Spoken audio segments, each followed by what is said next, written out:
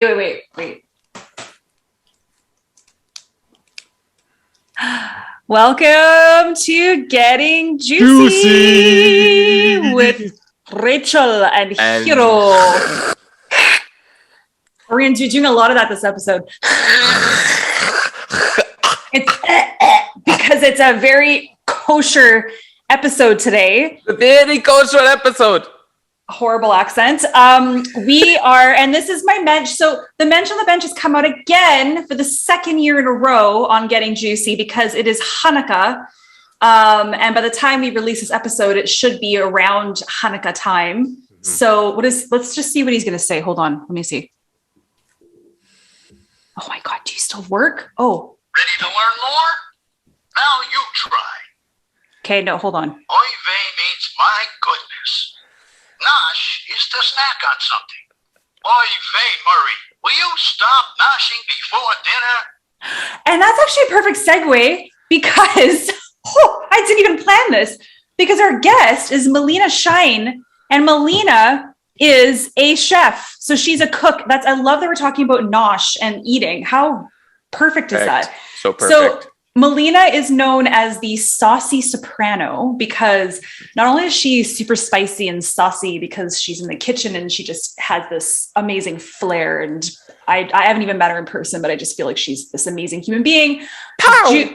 Pow, wow. She's Jewish and she's a soprano singer. She's an opera singer. So we have her on the show. Actually, Melina lives where I live in the same town in Vernon, but she moved here from the Big Apple from New York.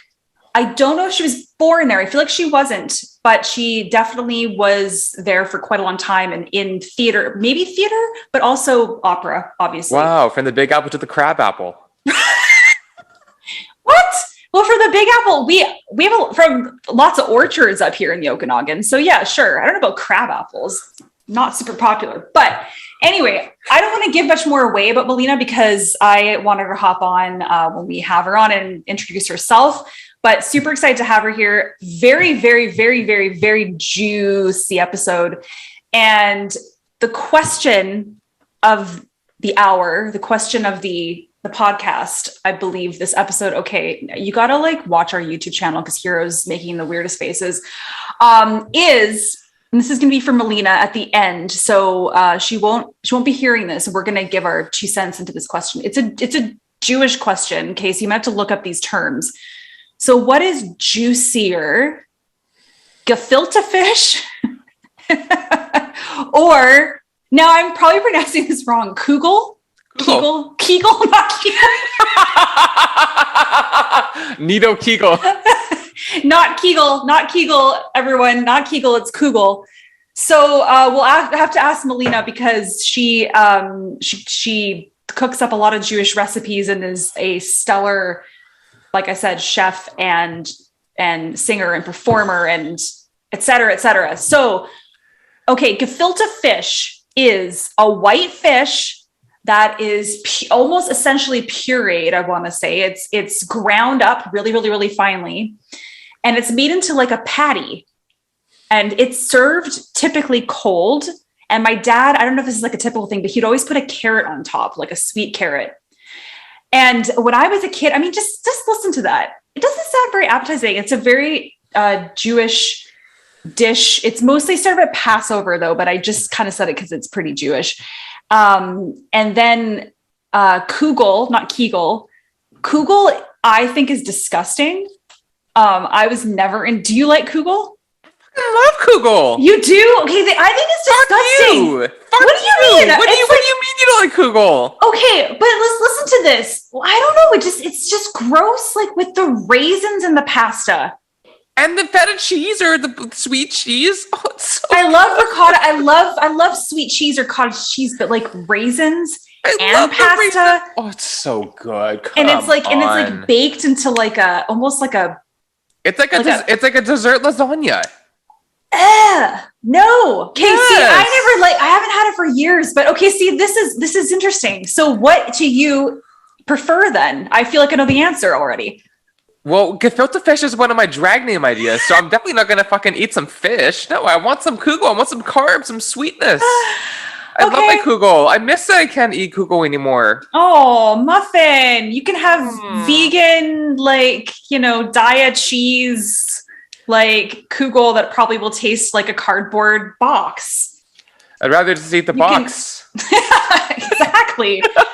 And once again, this is a Passover dish typically. So, we're not talking about Hanukkah dishes, but I just thought, talk about Jewish cooking. See, and I prefer gefilte fish because it's funny. Like I said, I never liked gefilte fish as a kid. I love fish. And then later on, I kind of developed, I don't mind it. I developed a taste for it. You have it with horseradish, like a bit of horseradish. I know you're like, it sounds, you're not making it any better. I love horseradish, but anyway, that's hilarious. We'll have to ask her that question. But speaking of Hanukkah food, what's your favorite Hanukkah food? It's funny. I was going to say simits, and simits is actually a Passover food. What is that? Simits is usually dates, potatoes, sweet potatoes, carrots, yams, all the sweet orange, and it's really delicious. Is harusset?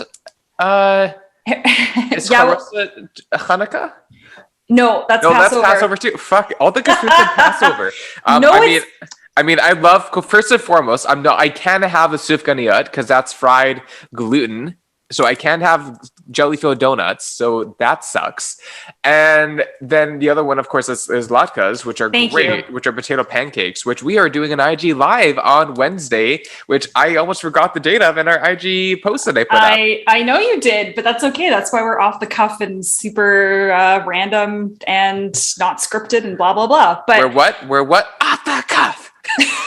Hanukkah. Off the cuff. It's Hanukkah. What? Is that an actual song? No, I just made it up. Oh, geez. That was really bizarre. But you know what? One of my favorite Hanukkah songs actually is by RuPaul Royalty Detox. It's called This Is How We Jew It. Oh, wow. So fucking funny. Wow. I'm schwitzing. Yeah. I am schwitzing. Oh my gosh. I know. Anyway, so I would say, latkes are really delicious. They are. Yes. I would love to experiment. I actually have had the yam and beet latkes, which are really good. Ooh. But I would love to experiment, even if it might be hard. I would love to be like shredded apple and potato and a couple other tubes, a few tubers, and then use apple or something to sweeten it. Ooh, yeah. That actually said, well, I mean, it does make sense because typically the toppings on top of latkes are applesauce. Mm-hmm. That's very common. Sour cream. Some people like to pour a bunch of sugar on top. I'm not a huge fan of that. I don't know if that's like a sacrilegious thing, but I think it's just such a greasy, sugary holiday, right? Yeah, it is. Oily. I'm doing do you know what this reminds me of? Schitt's Creek. Oh, right. David, I don't know where that just came from. My hand mannerisms. Little spoiled friend you are. Yeah. So anyway, I'm stoked to hear Melina's answer is going to be on that front. And yay, Melina. Yay, Melina. Yay, Melina. But how are you? Wow. Oh, now you ask how I'm doing. I feel so flattered. Jeez. No, I'm doing just fine. Thank you. It's getting darker earlier and earlier for another month, and it's getting colder and grayer, even though we are very warm in BC still. Maybe a bit cooler for you in Vernon because you're further up there, but a little bit. Not so burning and Vernon right now, are you? But no, thank God for that. I'm doing well. I'm settling really nicely back in Vancouver, and getting my jobs and my kind of settling in that work-life balance right now and really choosing what I want to take on and choosing what I don't want to take on, and letting the last few months of my 20s just be more chill and try to restructure as we go into the new year.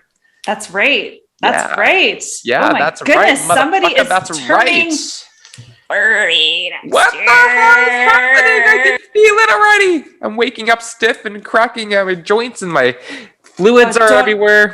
Oh God, that could have been... I just realized how that could have sounded. All right. Well, anyways, moving on from that, I'm doing just fine. Okay. Yeah.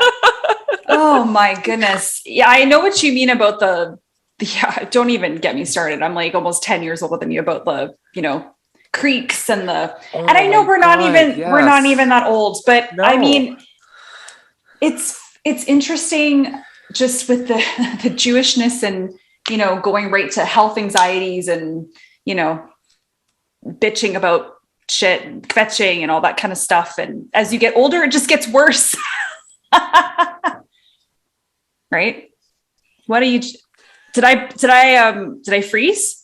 No, Okay. You're just like, it gets worse. I'm like, and you're like, ha ha ha. I'm like, Ha, ha. Yeah, I know. no. I know, my friend. Well, I don't know if we've said this before in the podcast. We probably have, but Hero and I have birthdays that are 1 day apart. Oh yeah, that's right. 1 day. We're both Aquarius size. I just made up that word. We're Aquarius. We are Aquarius. Well, I'm Aquarius. I call myself an Aquarius, which is cute. Ah, that is cute. I like that. I very much like that. And maybe we should do like a birthday edition. Maybe we can do we did it last year, and I think it would be good to do another one. It would. And I'm just looking at the date because maybe even January 31st. That's my birthday, which is a Monday. Oh, yours is a Tuesday. That's poopy. Oh, that's horrid. Really? That is horrid. I thought it was a Sunday. Oh no, yeah, you're right. Yeah. I thought it was a Sunday. No, it's a Tuesday. My birthday's a Tuesday. Monday, Tuesday. I know. Not the most ideal, but whatever. That just means excuse to maybe take the day off work, right? Yeah. I teach Tuesdays right now. That's all I have. And then we record on Tuesdays. Usually that's it. So it's not that bad. Yeah. Who knows what will happen by then? I think I'll still be pretty chill. I don't want to really add on too much to my plate until, early next year, see what happens. But right now it's fine. Yeah. But I'm okay. How are you doing? Yeah.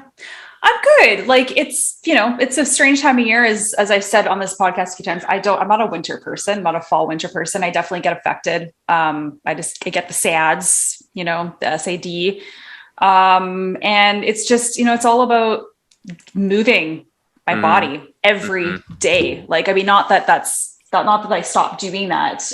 When it's sunny outside, I do it even more, but it's so important. Oh my gosh. Yeah. Oh yeah. Mental health, especially like sitting, like you're going to see me moving a lot this episode because I just have some like real stiffness in the hips and the legs from sitting all day. So, but you got to keep moving. You have to keep moving. I swear, like when I work and I'm on my feet for those 7 or 8 hours on the retail floor, now thankfully just a couple days a week, so it's not as damaging on the body, I'll legitimately like fold myself over and bind my hands behind my back and reach my arms up, and I legitimately will feel my entire spine crack, every vertebra stretch away from itself, and I'm like, I literally was just standing for 2 hours. How the hell is my body seizing up that quickly? Wait another 10 years. Thanks. But you know what's interesting? Oh, hello. Hi, Mel. How are you? You? Oh my God, look at that awesome backdrop. I love it. Oh, this is just my real wall. Oh, it's beautiful. So real and natural. Thank you. Let me just get myself sort of acclimated here. Am I on time? Is it all good? You are perfectly on time. And as per my email correspondence, and we're super off the cuff and unscripted, we're already recording. So I just always like to let our guests know that, just so they're aware that, not that you can't say things like swearing and all that kind of stuff, because you can, but okay. Good to know. It might slip out. Love it. And it's so nice to finally virtually meet you. You too. My gosh, it's been a while.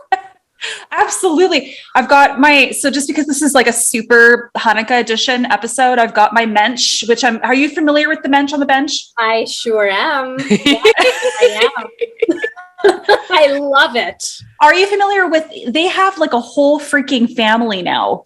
I did not know. Yeah. Oh my gosh. A whole family is more than the mensch. So had to bring him out. Where do you find him? Like, is he online? Yes. Yeah. Okay. Bottom online. Yeah, absolutely. Yeah. And I wore I don't know if you can tell, I wore my matzo ball soup. I love it. Look at those balls. They're so adorable. I got good balls. Yeah, you do. Oh my God. Nice and plump and fluffy. all the right adjectives. I love that. So Melina, we did like a very, very, very quick intro to you. I know that we always tell our guests, we're like, we did an intro. You have no clue what we said about you. Yeah. They're all good things, but it was very brief. And we always like to get our guests to kind of give their own intro and, you know, basically just said that, just like I said, the basics. You live in Vernon now, you hail from New York City, but I feel like you were not born there because I think we're going to talk about a little bit more about that. Okay. Opera singer, Jewish chef, cuisine master, full woman in the kitchen, Saucy Soprano. Oy, okay. I mean, right? If you said so. You're like TikTok. love it. And yeah, like please take it away. I know you're a performer, okay. So yeah, okay. So right now we're rolling. Yeah, okay. We're rolling. Well, yeah, okay. I was born in Argentina, in Buenos Aires, and moved to New York when I was still an infant. So I don't remember much of the homeland other than that I did get to go back there and live there and do an opera training program there when I was 17. So Spanish improved dramatically and got to meet some family that I hadn't seen since birth. And New York was home, the only home that I've ever known. We only moved from Argentina to Manhattan, and that's where I grew up. And I feel very lucky to have grown up in New York City. And still after 20 some odd years, 25 years now, I think, of living in Canada and in a small town, I still have moments of culture shock. You know, like, where am I? Where are the different colored people who speak different languages and the different cuisines and museums and, you know. Yeah. And so I followed love out here to actually, of all places, not Vernon, but Armstrong. Wow. To Armstrong, British Columbia. Like, I hadn't ever seen a cow. You know, I hadn't ever seen a tractor. Like, what the hell, man? So that was, a few years of some major adjustment and culture shock. But, you know, the things we do for love, right? Okay, so I have so many questions already. But so, okay, first of all, I didn't actually know it had been that long since you've lived in Canada. It's been quite a while. 1996 was the year. Yeah. And so your partner, did you meet in New York? Because Armstrong, that's such a bizarre, if no one knows where that is, map it. Yeah. Check out where Armstrong is. Like, is it on the map? I don't Armstrong. It was a great first home. So my now ex-husband, Paul, was studying, he was actually at this point a already somewhat established opera singer, a magnificent tenor. He still is. He's not actively singing anymore, but back in the day, he was just in his prime, glorious, world-class voice. And he is 9 years older than me. So he was at the Juilliard School after having already done a lot of his training. He went from Vernon to UVic and then to McGill. Wow. And he, in the voice world, in the operatic world, it's a thing. Like, once you sort of find your voice teacher, it's basically like finding your life partner, you know? So follow that voice teacher kind of wherever they go. And Paul's voice teacher moved from McGill to Juilliard in New York. And Paul was so enormously talented that he got a full ride and a full scholarship to go to New York, live there, go to Juilliard, and continue his training with his teacher. So he was already quite a few years ahead of me. I was doing my undergrad in classical voice at Juilliard, and I saw this guy walk across the cafeteria. I'll never forget the moment. He was wearing like a light blue cable knit sweater and jeans with holes in them and cowboy boots. And wow. This is not how like New Yorkers dress, and it's not how New York opera students dress. So I saw that guy and I was just like, you know what? I think I'm going to marry that guy. Seriously? And we did. Oh, wow. And so he happened to be from this area. His family lived, and they still do live in Armstrong. Yeah. And so we dated, and eventually we moved in together, and we were both still studying, but he was already in our second year of courtship. He was already well on his way. So he was traveling and singing in pretty much every major opera house in Canada at that time. And I was holding down the fort and studying back in New York. And he took me home to meet his family. And he was very clever about it, because we didn't go straight to Armstrong. We went to Banff first. Oh, Yeah. yes. And I had never seen anything like Banff in my life. I mean, I was a pretty well-traveled kid. My parents were travelers, so I did get to see a lot of the world, but Banff was just like, I couldn't believe what I was seeing. Yeah. And then eventually, I mean, again, this is a very long story. We don't need to go into all of that, but circumstances as they were led us to really needing to get away from New York and be closer to Paul's family. Right. And so we did that. And I never had any intention of being here for 25 years, but I got knocked up. So that was part of it. And then we had a kid who's now almost 22. Wow. There was no way that I was going to, move somewhere away from my kid. Yes. Yeah. So even though the love thing didn't exactly work out in the fairy tale ending we had hoped for, we have an amazing kid, and he's in the area too. He's living on his own in Kelowna. And so here I am. Holy Toledo. The short version. That's right? Absolutely. Hero, go for it, because we talk over each other sometimes. I don't know if you had. I don't know what you're talking about. Sorry. Anyways. That's like the ultimate Jewish household. Yes, it's exactly like a Jewish household. Yeah. It I is feel completely. so at home. It's like no one can get a word in edgewise, or you're shouting. No. So yeah, you guys don't worry about that. Do you Oh know, my God. Can you tell that to my husband, because he's not Jewish and he doesn't get how I can't let him finish a sentence? Can you tell him that is why? Put him on here. I will tell him right now. Oh my God, get him on here. Yeah, I'm married to a goy also. He's my goy toy. And he doesn't get it either. He's so quiet. He's so polite. He's so apologetic. Yeah. And he comes, like, we go to Florida pre-COVID, of course, to visit my family. My whole mishpacha is in Florida. And it's just like the poor guy. It's just sensory overload plus chopped herring, It's just too much.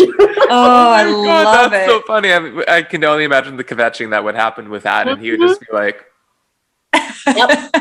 Yeah, it's a wonder he's still with me. Anyway, yeah. I love it. I love it. What I was going to say is that it's amazing that you, again, from Argentina and then to New York, because I have a small family, but my aunt and uncle, I guess my great uncle, sure, whatever, good enough. Yeah. They live in Manhattan, and so they live right by Greenwich Village. So I am familiar with Manhattan and New York, and haven't been in years. But I mean, it's cool that you have that connection, because it's a very vibrant and diverse city with so much culture and society and lifestyle. So I can imagine going in from there and coming to where you are now. What a contrast! And you spoke to that. I'm also curious to know about your time in Banff. Like, what was it like for you to see? You might have seen mountains in different parts of the world, but what was it like to be in Banff, and right in front of you is the freaking mountain? What was that like for you? Just, it was one of those, moments in time you kind of never forget. And mind you, I grew up in Washington Heights, which is sort of the northern tip of Manhattan bordering the Bronx. And we were, a solid middle class family, a little 2-bedroom apartment. I'm an only child, so I had my own room, never had to share anything, which something that has continued on through the years. So, just very used to small spaces and small confined spaces. And then when I was living in the dorms at Juilliard, it was even a smaller space. Like it was basically a walk-in closet and 2 loft beds, and then desks underneath. And I shared that space with a Korean pianist named Gia, who would make kimchi in our room. And so that was the life that I kind of knew. And that was just normal. And so Wow. seeing those mountains, like seeing the Rockies for the first time, and just like experiencing a sense of space, Yes. and fresh air, and it was very powerful. I loved it there. We hiked, we climbed a mountain, and I was totally not ready for the elevation sort of thing. So I kind of, half blacked out at the top, but it didn't really matter because I was in love, and right. So it was amazing. It was really an incredible trip. And I don't recall at that time thinking, I could probably give up the whole city thing and live here, but that's kind of how it worked out. I just wonder, just listening to your background and, Juilliard and I don't know if it was any theater. Is it mostly opera? Was it purely strictly opera? Yeah. So, but just thinking about those things, those very creative pathways and things that have to be done typically in front of an audience, right? So in front of people, the bigger the audience, the usually the better. Mm-hmm. And you're moving to this tiny town. How did you keep it going with your craft? You're basically in the, not for it to be like a sob story, but you're like in the Mecca of it. And like, that's Very pretty big. Like, did that hit you in a kind of mental health way? I mean, I can't really imagine. Totally. It's a really great question. I think really I was kind of in this sort of state of shock for a good couple of years, I would say. But again, the longer part of the story we haven't talked about, there was stuff going on mental health wise with my now ex-husband. And so I was very, very focused on him and on being a support system. And I was like 22. I mean, I was 20 when we got married. Like, who does that? What are we? So, but my mom did that. Oh, there you go.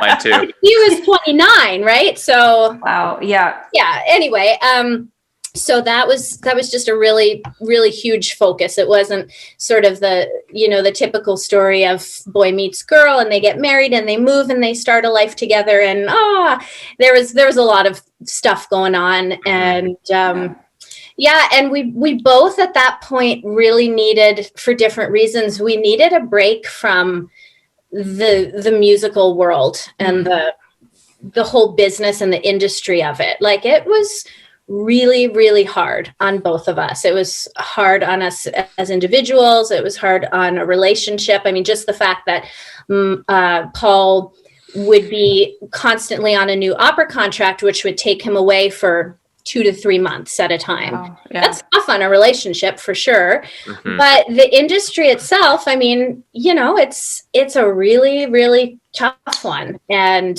even back then, I mean, opera has been considered to be a dying art form for many years, more so now, of course, but it's tough. And where I trained at Juilliard, I mean, any of the movies or, TV shows or anything that you see about the Juilliard School and what students go through there, that's like, a fraction of what it really is. It's hard. All the dorm windows had bars on them so that people wouldn't like hurtle themselves out of the 40th floor, Come on. Like that, but it's very true.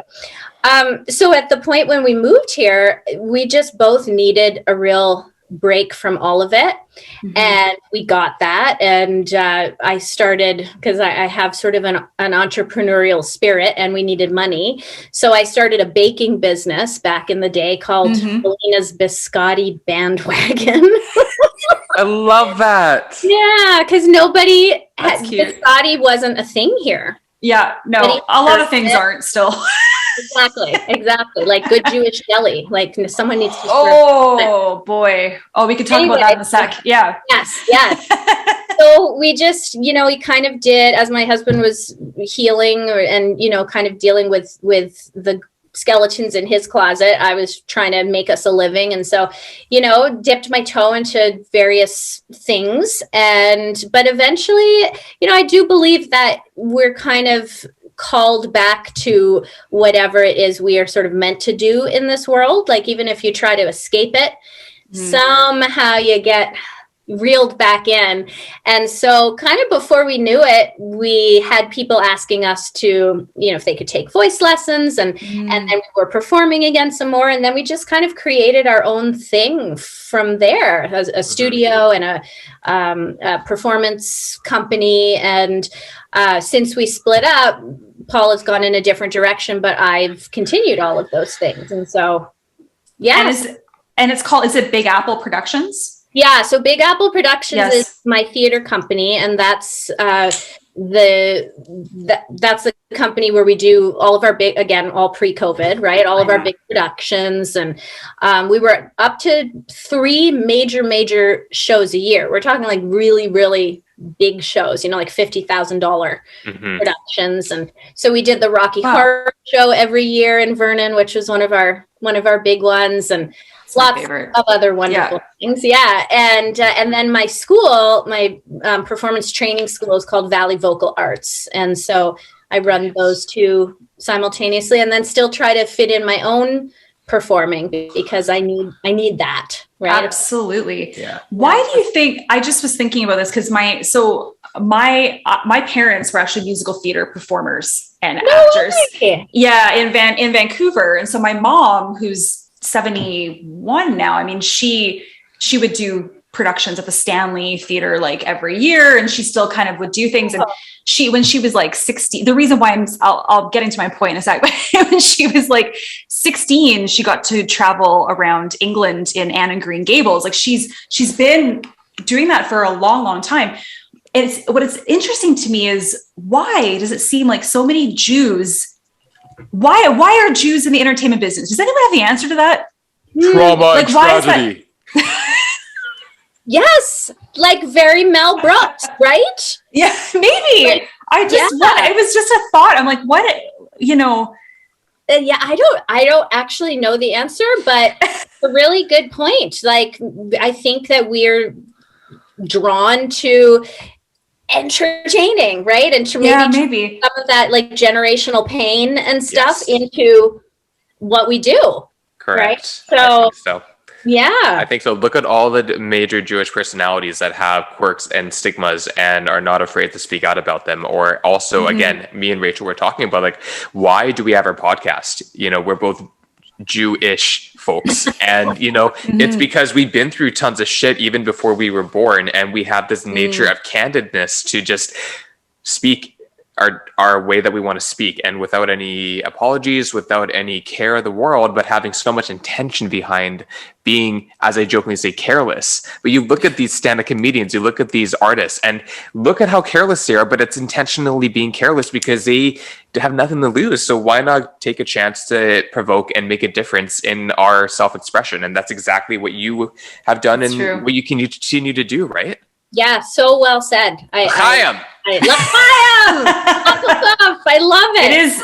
Usually we do our recordings in the morning, so I actually do have a little bit of whiskey in this glass. Just because Oh, I should have brought up my bottle of Manischewitz and a straw.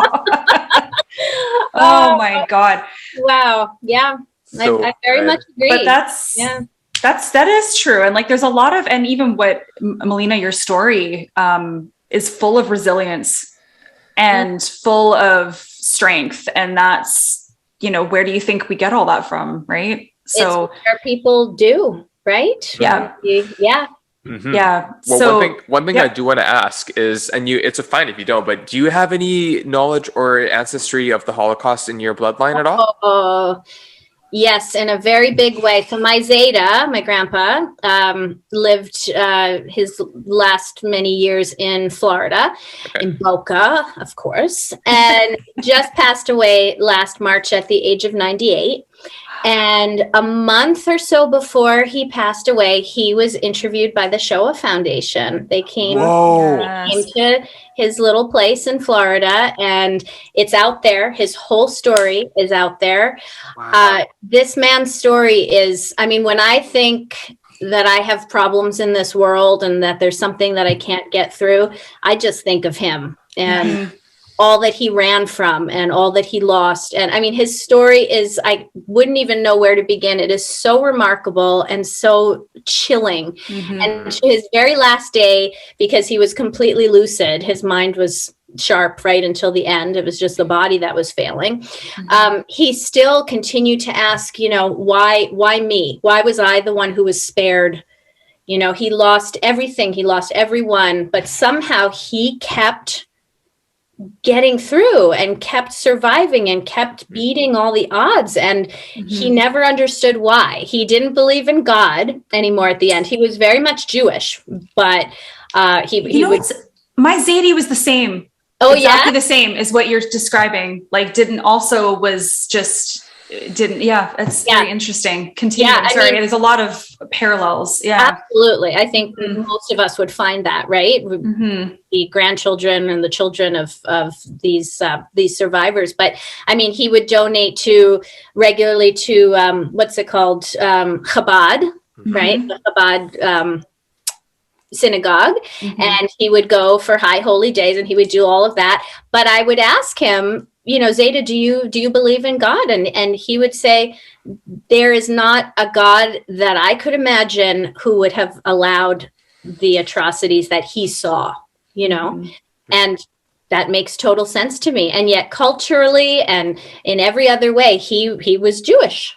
And so, I don't know how we got on that tangent. We were talking about resilience and but Holocaust. Yes. So, and not just him. Yeah. I have lots of family who, unfortunately they're passing away and the stories are going with them.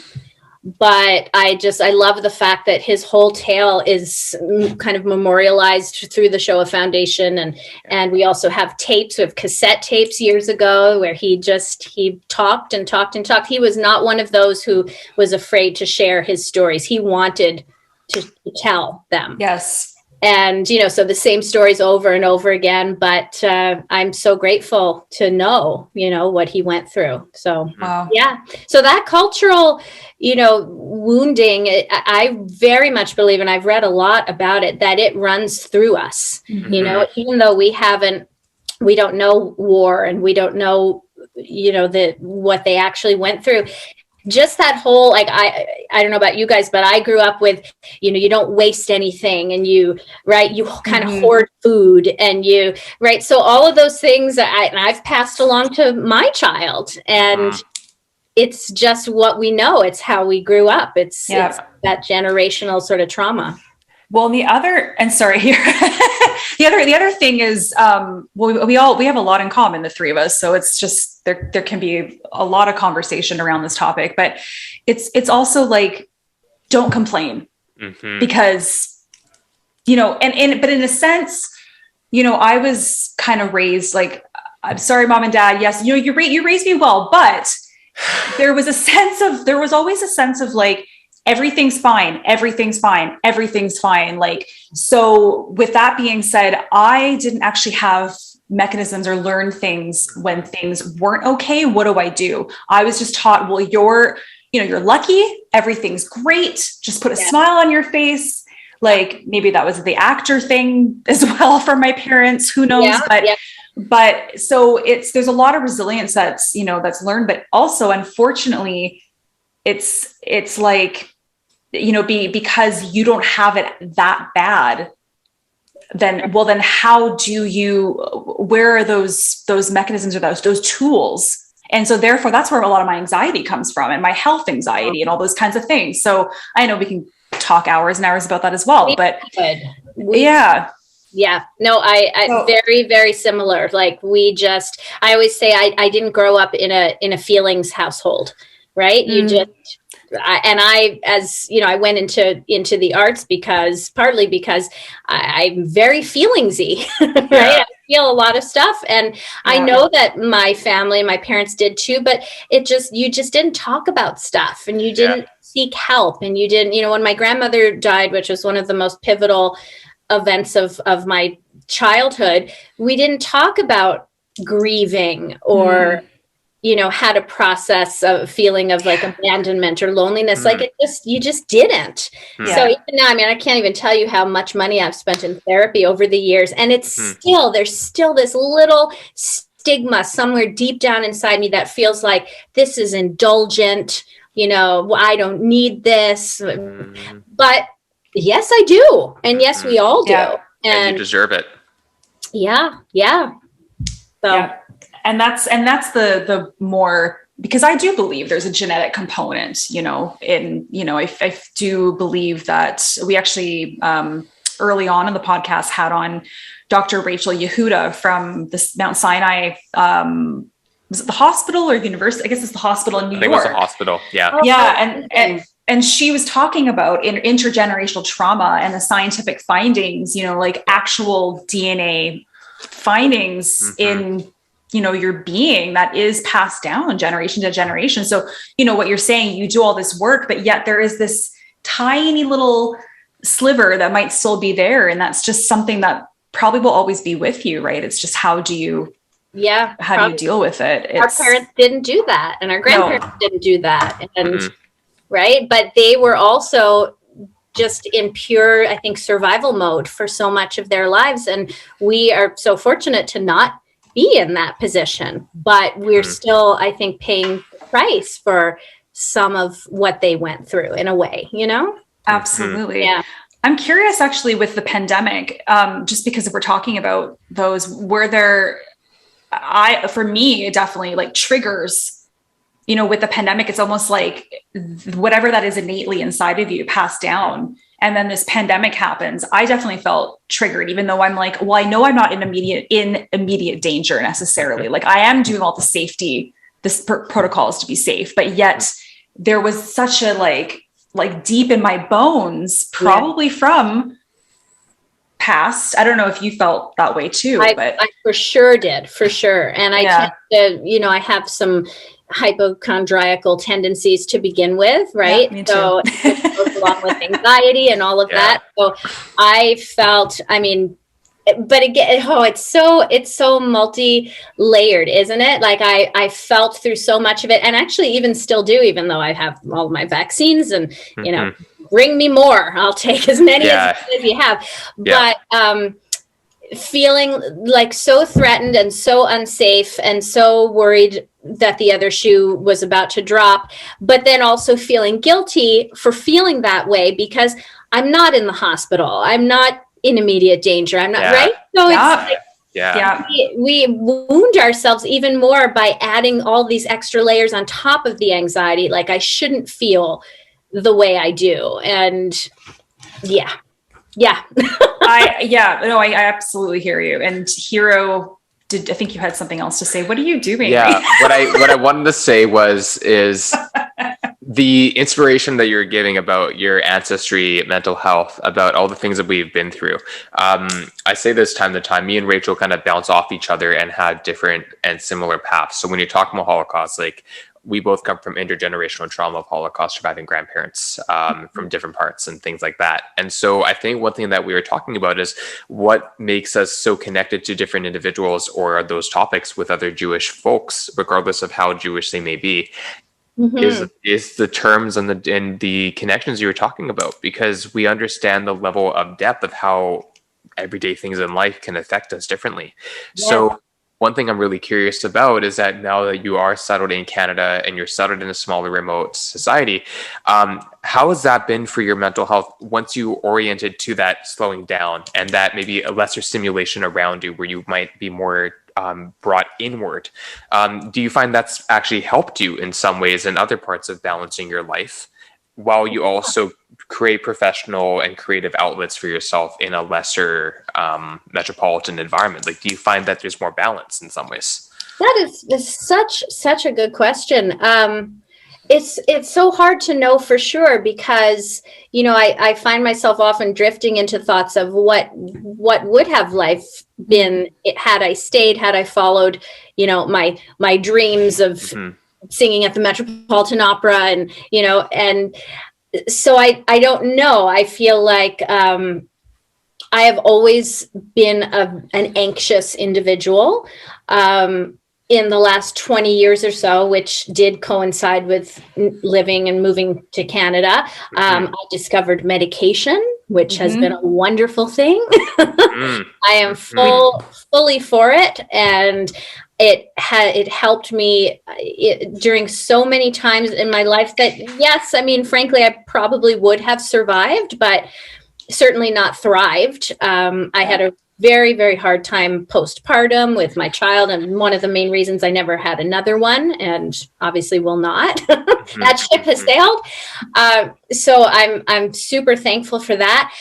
I don't know. I think, the pace here, I do find myself still after all these years comparing just basic things to living in the big city, like the fact that I drive a car and I can park it wherever I want and walk into a store, know, like those things are still sort of foreign to me, even though it's been so many years. So those things I'm really grateful for. I remember how much anxiety would build up in me just knowing that I had to take the subway from, one spot to the other in Manhattan, and it would be in rush hour, and I would I would work myself up into such a state.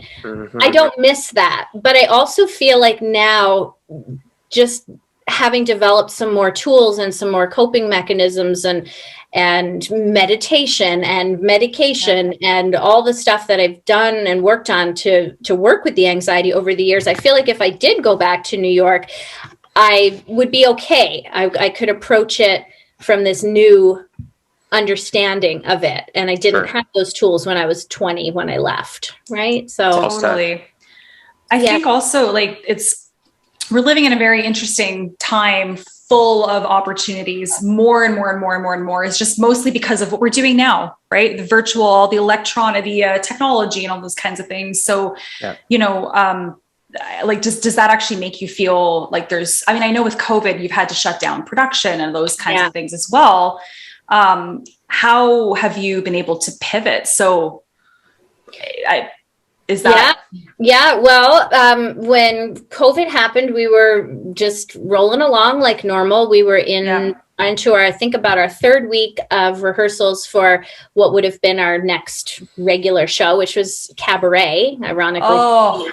Holocaust in Germany. So we were exploring a very sort of dark production of Cabaret, which most people think is just, hey, come to the Cabaret, right? And it's very much not that. Like there's a lot to it. Anyway, so we were right in the middle of a rehearsal and somebody looked at their phone and said, oh my gosh, the borders are all shut down. And that was literally the end of everything that I do for work and for creative fulfillment. So I spent, I think, 2 months, maybe a little bit longer, on my couch playing Animal Crossing.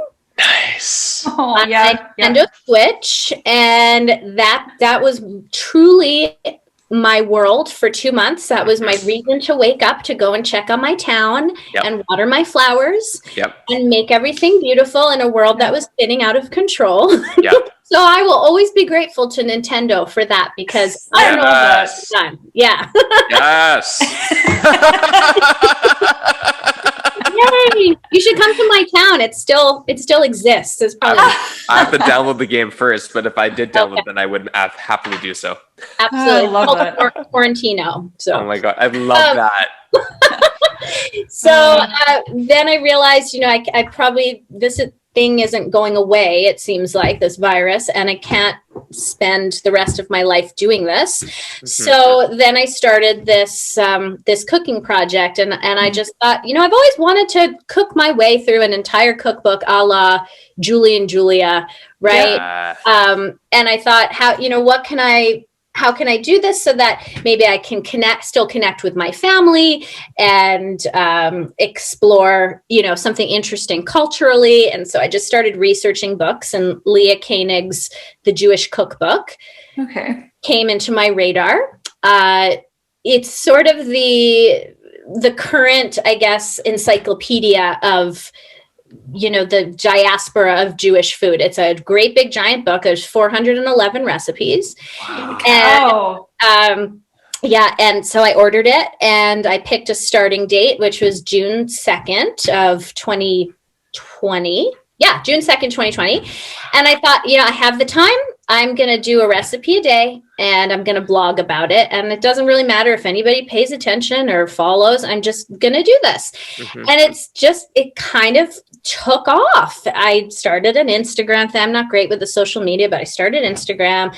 And I started doing this and blogging. And before I knew it, I had, a few hundred followers. And then on Instagram, I had 10,000 followers.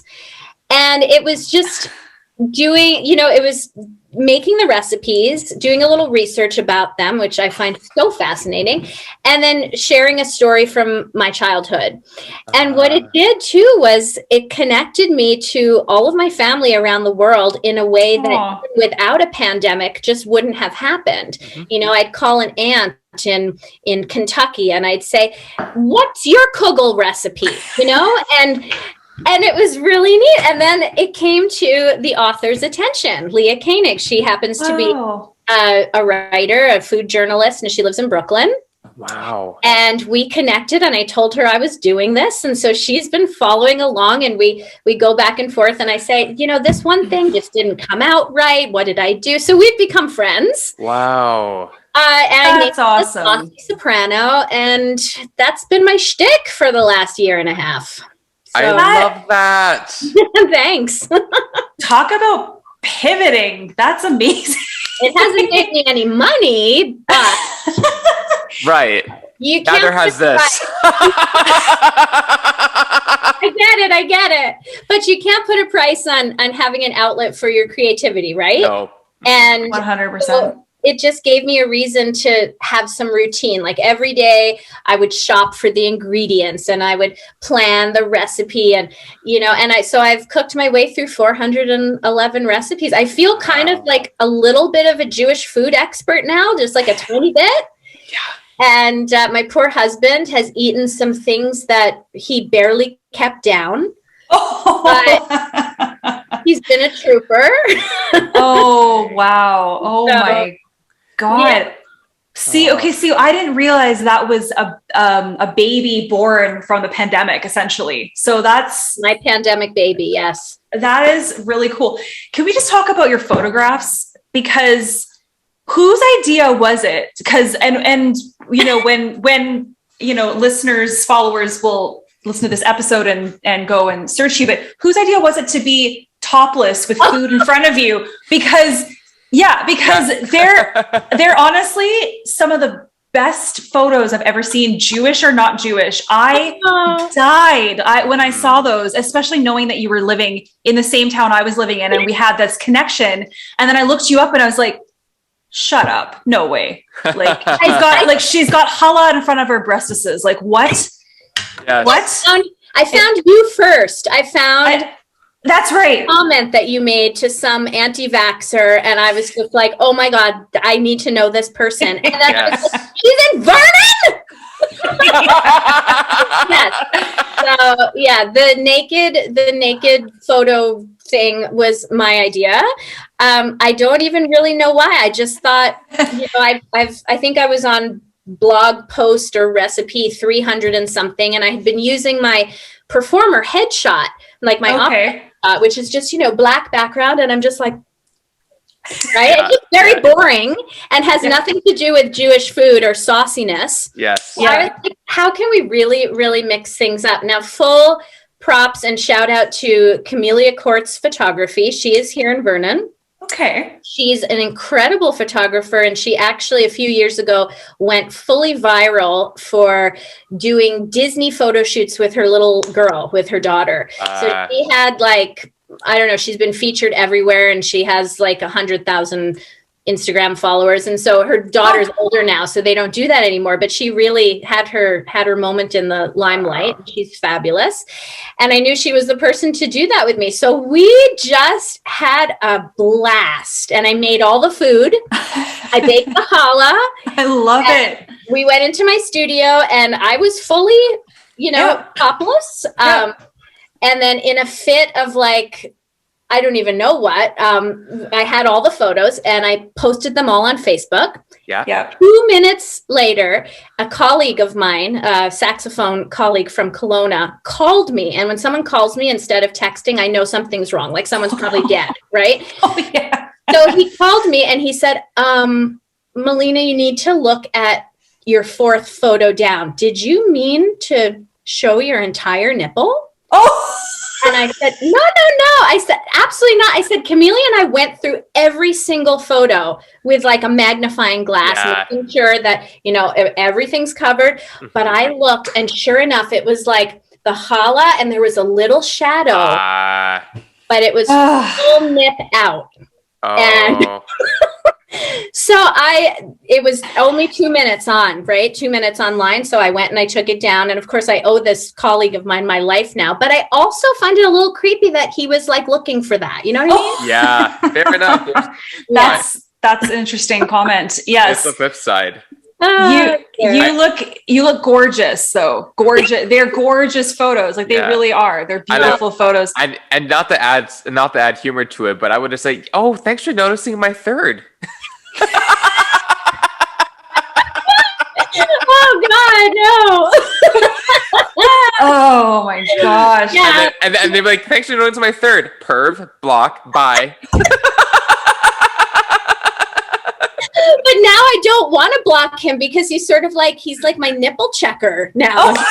Like, just in case. I know that guy is on it. Oh my God. Nipple checker. Watch the episode where, you know, singing your praise. Oh my God. That is hilarious. On that line, I actually posted something not that long ago that Miley Cyrus, not that I'm a huge Miley Cyrus fan or anything, but I saw this meme, not even a meme. She was on a show where she was wearing like pasties on her nipples, and she was it was like a late night, because it's Miley Cyrus. She does. Right? I think it might have been maybe, but her whole point was like, yeah, okay, I'm covering the nipples and it's still okay. Like it's okay it's just because you can't see the nipples, but it's like, so, you know, arbitrary. And I know, like free the nipple. I know.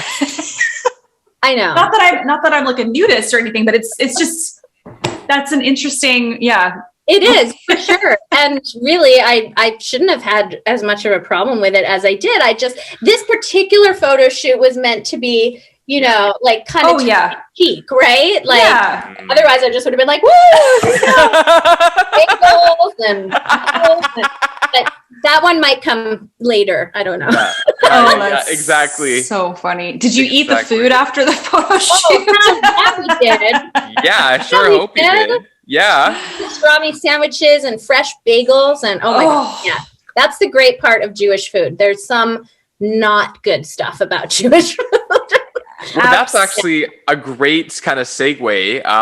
And tell us a little bit about, like, what are some of your highlight recipes that you cooked, whether they're from this 411 recipes or stuff that you created your own. So what are your top three and I don't want to say your bottom three. I would like to say the three that you learned the most from about yourself or cooking. Nice. Okay. Oh man, I don't know if I could narrow it down to three. And I haven't sort of ventured into the self recipe creation stuff. I followed Leah's recipes to the letter. And actually I did take recently, I went through the entire project, the entire book, every recipe that I made, every photo that I took. And all along from the beginning, I've been giving each recipe a matzo ball rating from 1 to 5. I love that. So so there have been a few ones, not very many. And of course, 5 matzo balls is like, I don't give that out lightly. It has to be really freaking good. Yeah. So I went through the whole thing and I picked out all my 4.5 and 5 matzo ball rated recipes. And there are 50 of them altogether. Oh, wow. Okay. So my plan now, long term, and it's proving more difficult because I'm back to teaching a little bit again and regaining a little bit of normalcy. But my plan would be to now take these 50 recipes and make them my own, research them, come up with my own versions of them, and then create my own cookbook, like the Saucy Soprano, cookbook. I love that. let's see, challah, of course. There's a potato-based challah recipe, which is the best challah I've ever eaten in my entire life. I learned. Is that gluten free then, or is it not? No, okay. There's still flour. Are you gluten free? I'm not celiac, but I'm gluten and dairy and nut free. Oh, good for you. Well, partially through when I was 20, I'm almost 30 now, but like a stage 2 adrenal fatigue. So if I kept going, then it would have become kidney failure. So I had to change that really early. Wow. And did it turn everything around for you when you eliminated those things? Yeah. Pretty quickly. Amazing. Pretty quickly. Yeah. Many stories like that. Yeah. Mm-hmm. So that's why she was asking. These are all gluten full. Which is totally fair. Yeah. And I was a vegetarian before I started the project. And at the moment, shamefully, I am not, because part of the whole shtick was I had to taste everything to rate the recipe. So I ate brisket and I ate tongue. Oh, good. What was Oh, no. Yeah, you had tongue? Worst. Yeah. Oh, no. It was horrible. There was like 40 days in a row of kugel. I made, like 100 soups. Mm-hmm. Wow. But I think a traditionalist. Like I love the Jewish deli staples, a good bagel, a good black and white cookie, a good pastrami sandwich. A good latke. Oh my gosh. Yeah. I can't even tell you how many days of latkes there were. I went out and bought an air fryer because nice. We're going to weigh 400 pounds when the latke section is over. And my filling was like splattered with oil. Yeah. But I tell you, air fried latkes are not the same. No, they're just not. Yeah, I never had that before. Don't bother. If you're going to do it, just do it, Just do it. Yeah, that's fair. I mean, and also I really love doing like different kind of root vegetables for latkes. So like doing like beet and sweet potato or yam, and I could imagine like yam and cassava, so you get really, really starchy, really, really crispy, and kind of bring some other nutrition into it too. Absolutely. Yes. And amazing. I'm a foodie nut. Like Top Chef is on. Yes. It's my fall asleep show, so I cannot fall asleep unless I've watched an episode. I've seen all 18 seasons. Same. Probably 10 times through each. Same. Wow. Yeah. And Hell's Kitchen as well. Yeah. Oh yeah. Yeah. Absolutely. Yeah. Mm-hmm. Yeah. And just this past July, I was on there's a non-disclosure agreement, but I was on a show, a culinary show, which hopefully will air sometime in 2022. Amazing. That's probably all I can say about it, but it's a big one. And I did Jewish food. Oh, amazing. I love that. Amazing. Yay. Obviously an amateur, we're not a top chef, but an amateur one. Hey, you know what? That's fantastic, though. The fact that you're being recognized or you are approaching channels to be spotlighted for something that you are passionate about. Yeah. That's when regardless, who cares what comes from it? The fact is that you got the exposure, and that's a stamp of your own product, which is amazing. So kudos to you. Thank you. And I don't see the opera singer Jewish chef, I love it. I don't actually see a lot of Jewish cuisine cooked on any of these shows, now that you kind of said that. So there's, that's definitely, I think it's very interesting. I like that a lot. I think there's some sort of niche for it, Yeah. You could do Nailed It Canada, because there is no Nailed It Canada. Oh. And you could do it like a Jewish version of Nailed It, but for Canadians. Wow. I own 51% of this idea. Love it. I love it. And me and Rachel can be like part of the panel and stuff, and then we could all like. I see something here. You two. I'm trying to think of what it would be called instead of Nailed It. It would. Well, it would actually have to be Nailed It, I guess. I think we'll just call it Gefilte.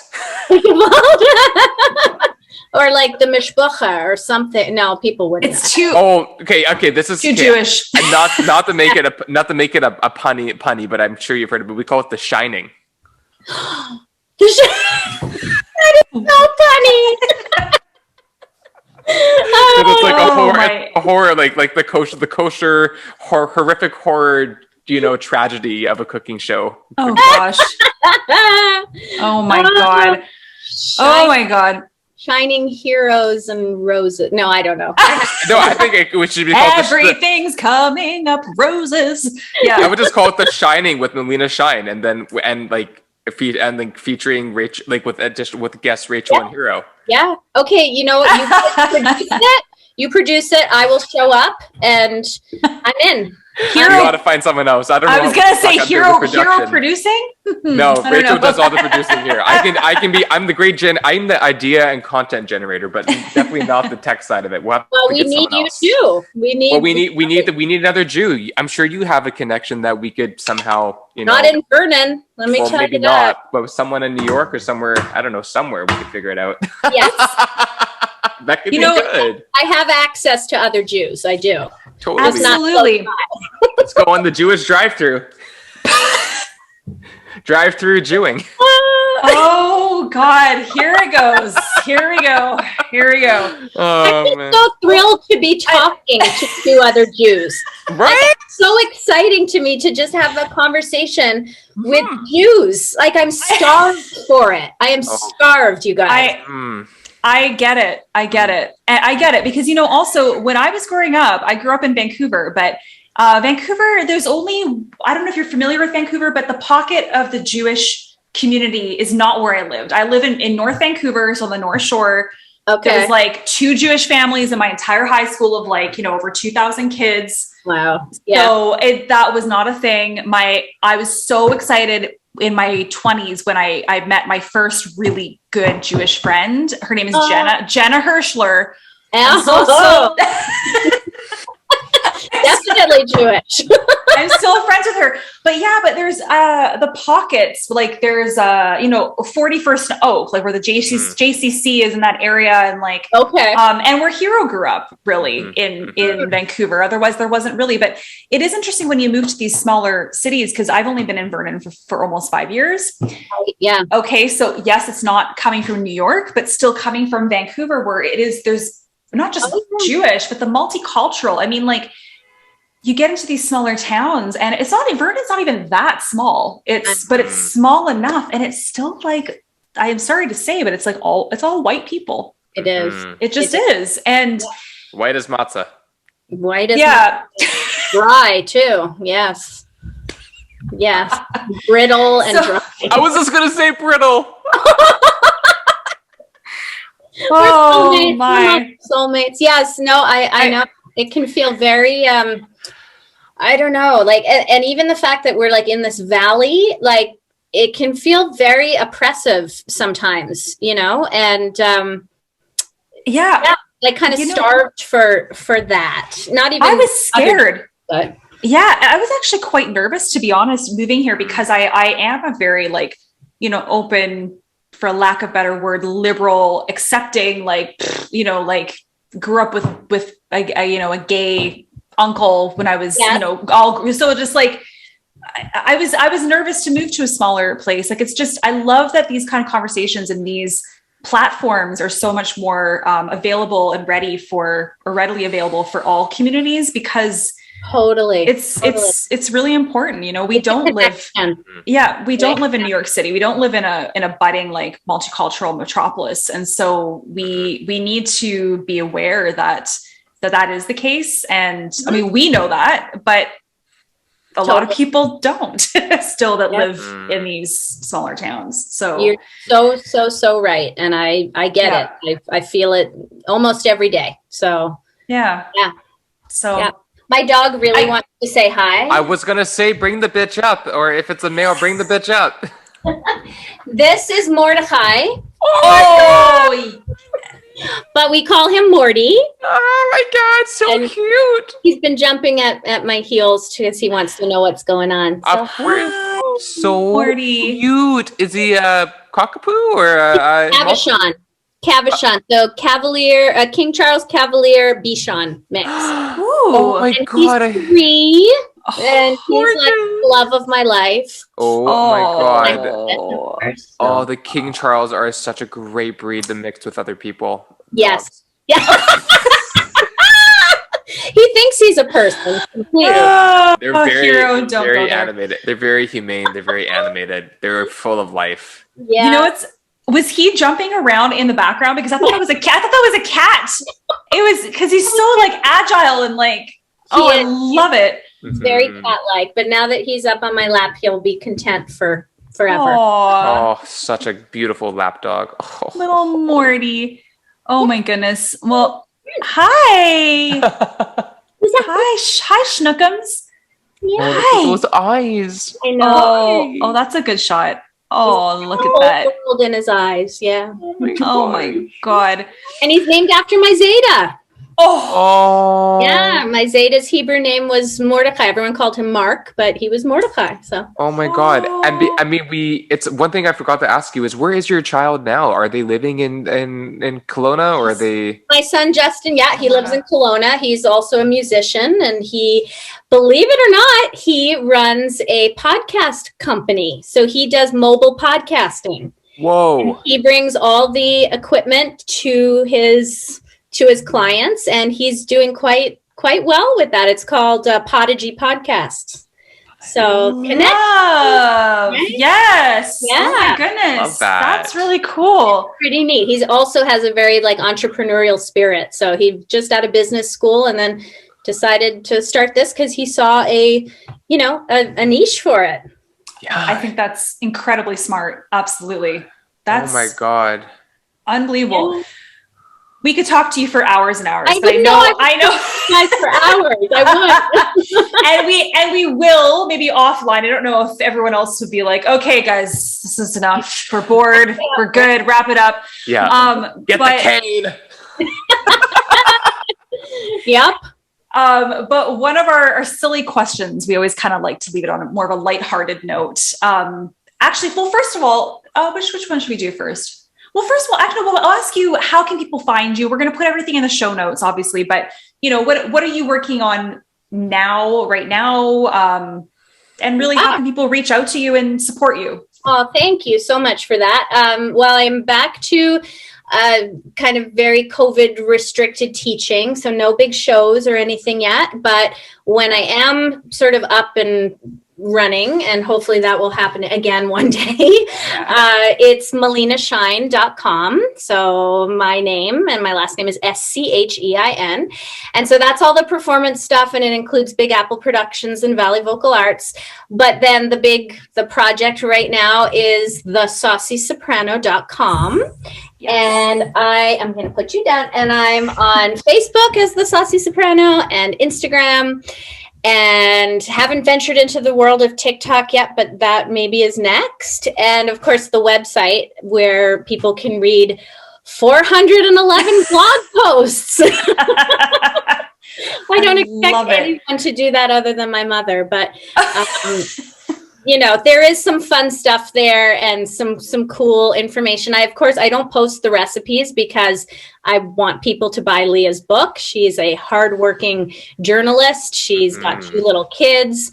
So there's a link to buy her book that is on there. But I do post the experience of making all of the recipes and funny stories and lots of Yiddishkeit and, Yiddish words. And so it's really neat that it's developed a following and people who are not even in my family, right? Nice. Yeah. I was going to say, I don't think do you have over 10,000 people in your family? Because that's how many followers. No. Not that I know of. Oh my gosh. Can we have some? I would love to share them with you. I think I so oh my God. I will share this as much as I can. Absolutely. Oh, bless your soul. I love soul. what you guys are doing. I love it so much. So thank you. Thank you. Oh my God. Seriously, thank you so much. And again, I think I'm going to get this question correct. So Rachel asked me this question at the beginning before you popped on. And the question she wanted to ask is, what's juicier? Gefilte fish or latkes? No, what was it? Sorry, what was the other one? Gefilte fish or... Well, I said it wrong as a joke. I said Kegel, but I meant... What's juicier? Gefilte fish, which I think would be my drag name, or Kegel? No, Kegel. Oh my God. Kegel, wow. Kegel. Absolutely. Tomato. I can't get past the drag name of Gefilte Fish. Oh, do you think that one? My actual one is kosher pickle. So many implications there. Like, oh boy. Oh boy. oh my God. Oh boy. Am I answering this question actually? Yep. Yeah. What's juicier? Like as in literally juicier? What's your this- interpretation? Exactly. Okay. Exactly. Okay. So I have never had anything but a dry kugel. Oh. I've always find kugel just like, you need something to wash it down with. So I'm going to take that off the juicy list completely. I think the Gefilte fish is the most disgusting thing ever created. I'm sorry for your drag persona. No reflection on that, but it is just freaking nasty to like puree a fish and serve it with horseradish. Like who thought of that? But as far as literal juiciness, if you put enough of the horseradish, which is called grain, like that should tell you everything you need to know about grain. Then at least you can like sort of get it down. Yeah. Yeah. Right? Whereas kugel in general is just like so. I love that. Yeah. I love that answer because it was so different from what we were giving in the beginning before we introduced you, because we took it more like as in JEW, juicier, like that. Oh, but yeah. no. But your answer Yours was perfect. Perfect. And it's interesting because I was saying I think kugel's disgusting. Yeah. I don't like it at all. But Hero loves it, and I hated gefilte fish as a kid. I mean, what freaking kid likes gefilte fish? And unfortunately, you're introduced to it as a child. So, right? Maybe if you're introduced to it as an adult, maybe a little bit. It might be a bit different, like sushi. Like I don't know, but it's just. I don't mind it now, which is super weird. I don't know why. Maybe it's how my dad makes it. I have no idea. Oh my God. Okay, I have to hop in here very candid and unprecedented. Because we're not a Passover, but okay, if you had to choose to be one of the 5 or 6 or 7, whatever, how many the fuck they are, things on the Passover plate, which one would represent you the most and why? God, I wish I had prepared for these. I didn't.